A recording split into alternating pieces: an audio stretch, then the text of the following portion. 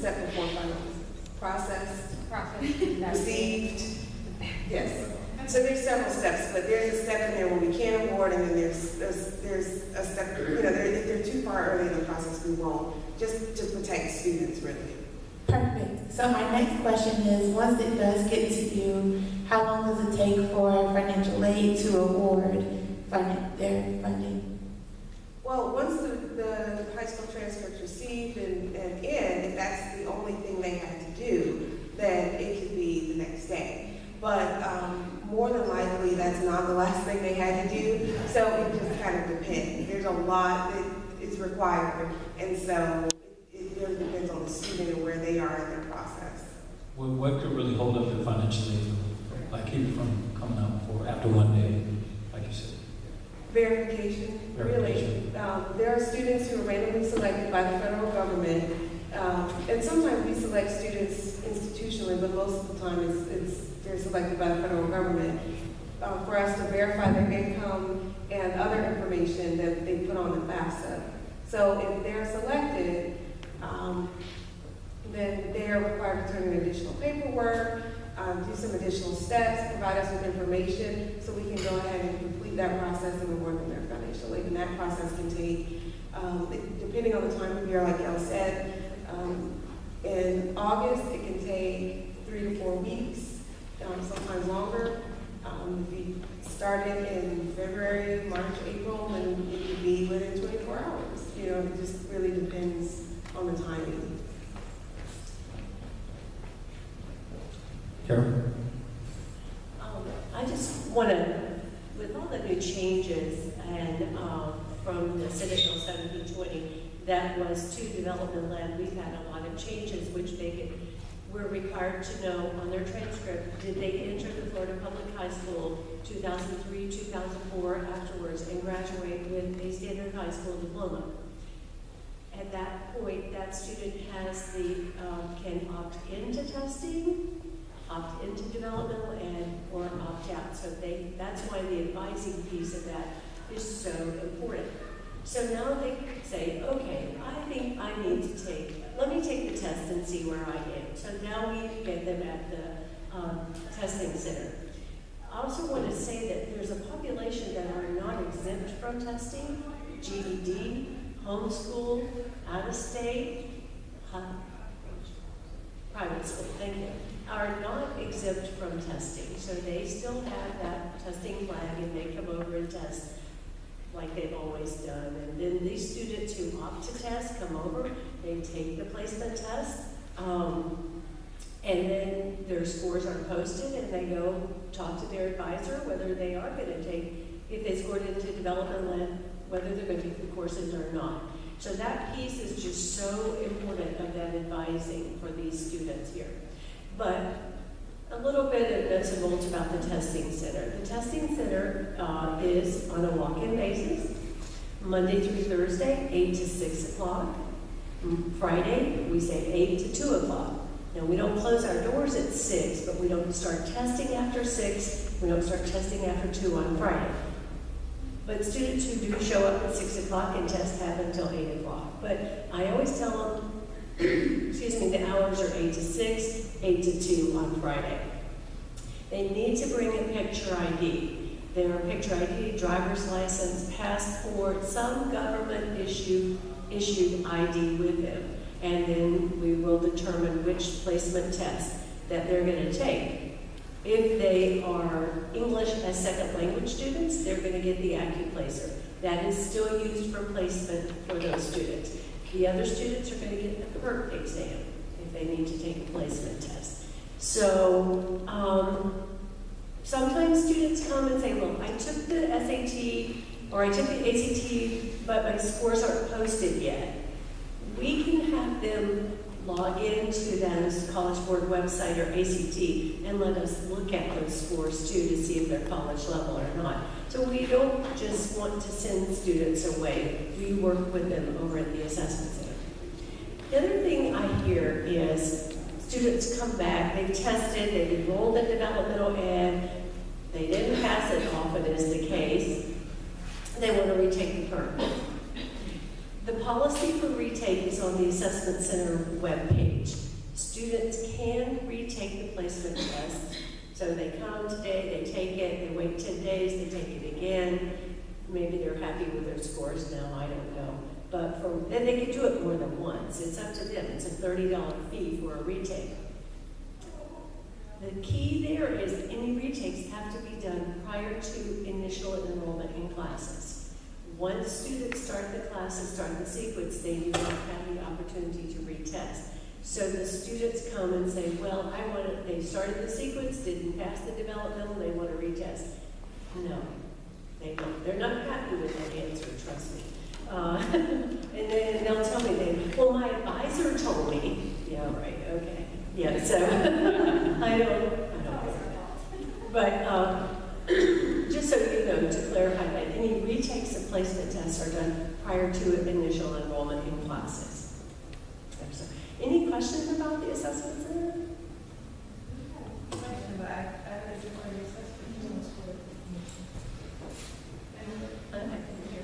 Be real quick. Gail, I just want to ask this question. In fall, I noticed that students that were coming into the advisement center, they would insist that they took the PERT in high school, but when we, pulled it up, we didn't have PERT scores, so I was just wondering, what's up with that? Most of the time they're posted, even on the electronic transcripts, but not always.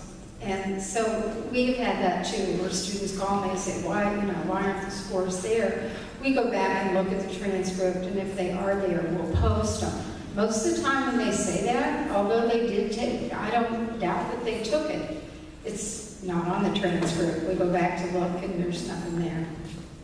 So they can resolve that issue by just going back to the high school? I didn't hear that. Can they resolve the issue?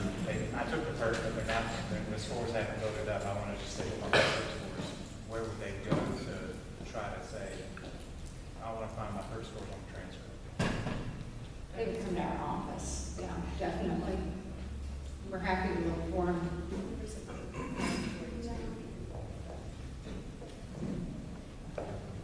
There is a PERT repository that we can look at. We have access to that, so if they say, oh, I took it in high school, but it's not on their high school transcript, we can see if they did or not. So. Question. I just want to add something to the. So the one thing I wanted to add to that is that the electronic system is really great, but sometimes the transcript will come in and have the grad date and the diploma type, but it'll have no scores. And so since the electronic system works automatically, we have so many electronic system, batch processing things going on. That can sometimes be what happened as well. So we can re-request it manually if the student needs it. Yeah, and Lana, I think if a student's contesting and saying, hey, I took them in high school and it's not showing up on their transcript, yes, the high school is where the student should go to ask them about it. So in the registrar's office, we're kind of broad-minded, and so I just kind of want to go back a little bit in terms of the overall picture. So in all of these scenarios, please have the students use their My Status. That My Status tool is absolutely everything that the student needs to do for the registration and enrollment process.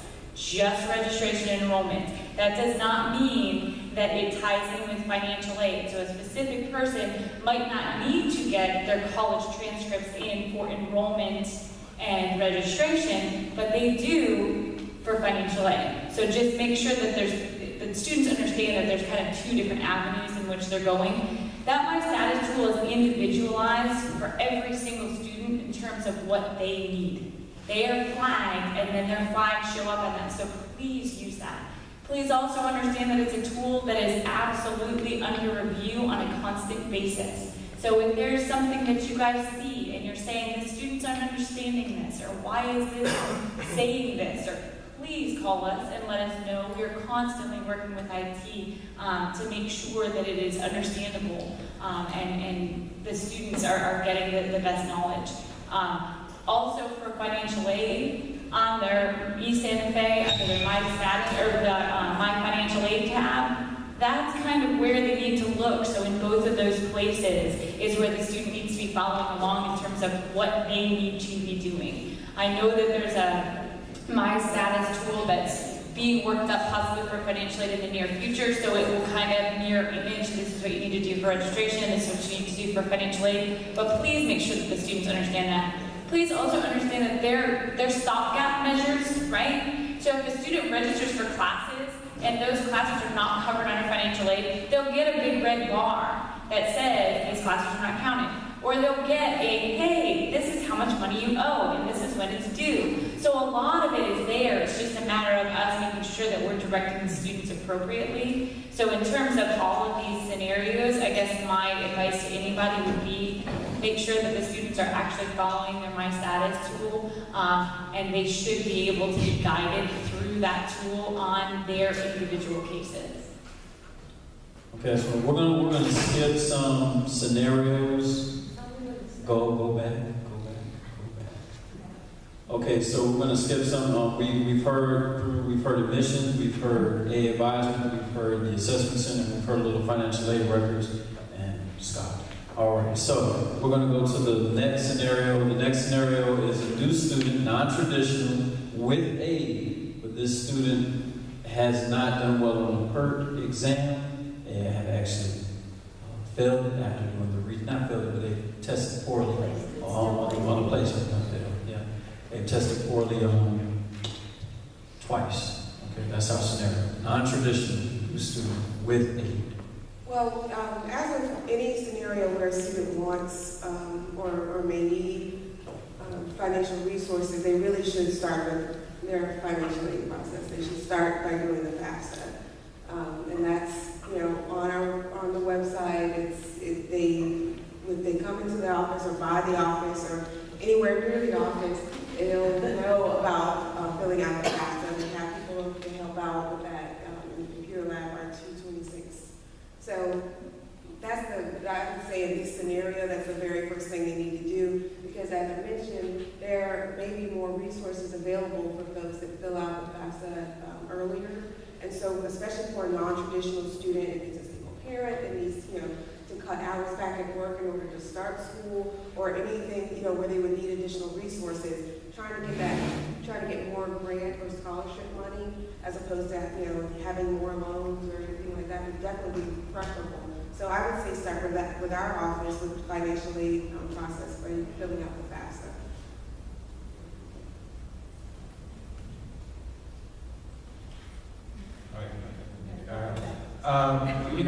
With these types of students, I would say that we want to make sure that the way they're starting kind of sets them up for success. And so we usually kind of reframe for them that, yes, you can get your A in 2 years, but if it's best for you to take more time, or take time in the summers, or go to part-time, then what will set you back quicker is that it's starting in a way that's not a good start, or failing classes and not doing well. That's going to set you back more than good progress. And so one of the things that we would establish is we say, it seems like you're working, you've got these other responsibilities. It seems like maybe this amount of classes, maybe that amount is less than full time.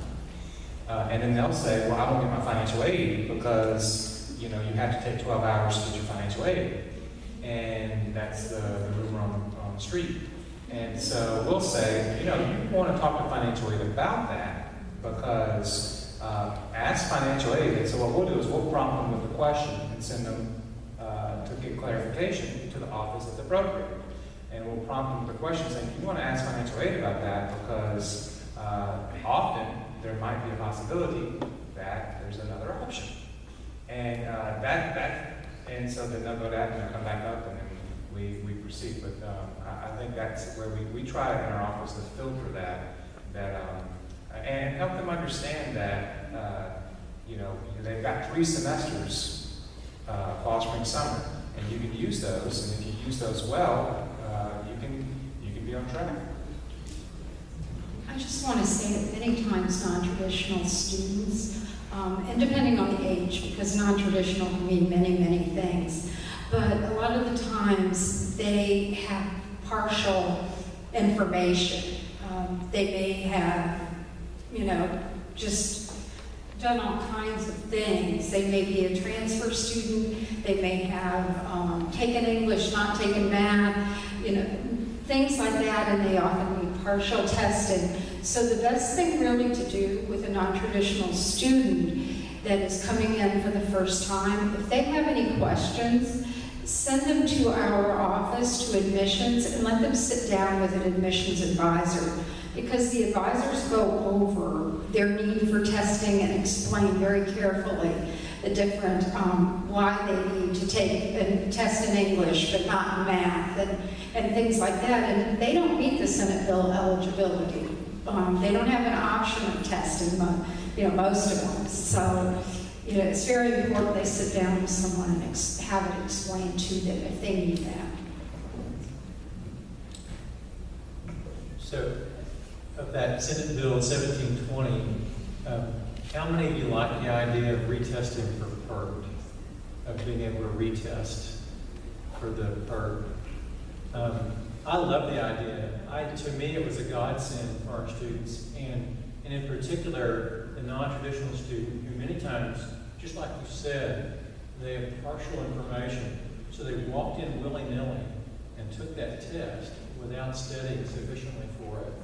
And so we have a moment to refer them to Julie Fault and adult education, and maybe as for the retest, prepare for that more effectively.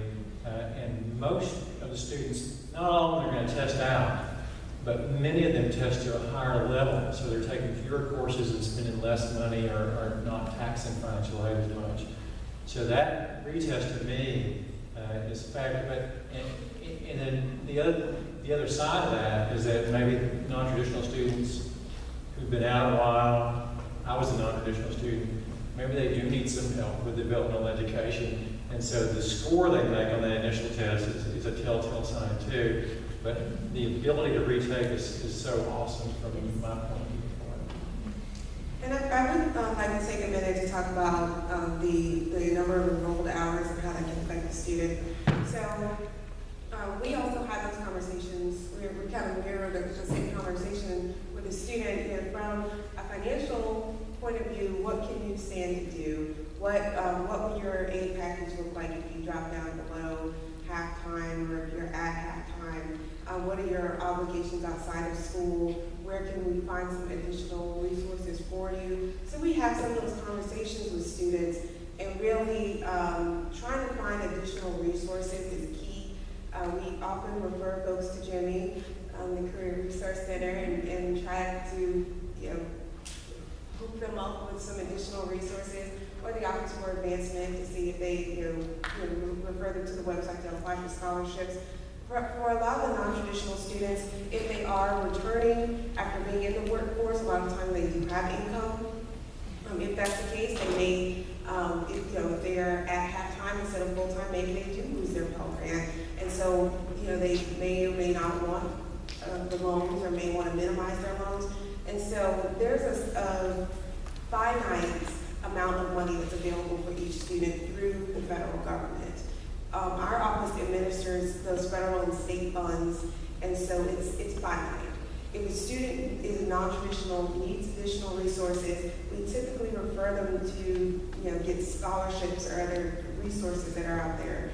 And that can be a lengthy process. So it's, if they're walking in, a week or two before classes start, they may not have all those resources that we can kind of make available to them, because the scholarship process takes a while too. They have to apply for them. Sometimes there's essays that need to be written.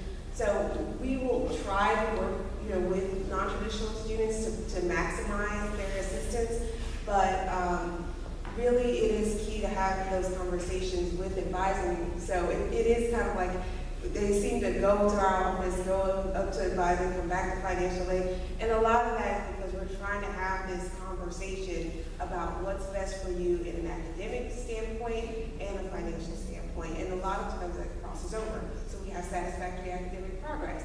If the student can test on college level, upon entry to the college, there's a good chance that they need some support services, and they need,